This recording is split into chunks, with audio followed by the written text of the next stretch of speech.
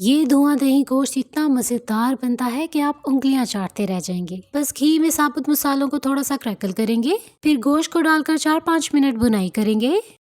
Meanwhile प्याज और हरी मिर्चों का पेस्ट बना लेंगे। साथ ही पैन में 2 चम्मच साबुत धनिया, 1 चम्मच जीरा और 1 चम्मच साबुत काली मिर्च को डालकर थोड़ा सा ड्राई रोस्ट करेंगे और पाउडर बना लेंगे। 3 चम्मच लहसुन अदरक का पेस्ट ऐड करेंगे और अच्छे से मिक्स करेंगे। फिर प्याज और हरी मिर्चों को ऐड करके 4-5 मिनट इसकी भुनाई करेंगे। फिर 1 चम्मच नमक, 1 चम्मच हल्दी और जो मसाला हमने तैयार किया था उसे ऐड करके अच्छे से मिक्स करेंगे। पानी ऐड करेंगे और अच्छे से गलने तक इसे लो फ्लेम पर पकाएंगे। फिर दही और ड्राई मिंट को ऐड करके अच्छे से इसे मिक्स करेंगे।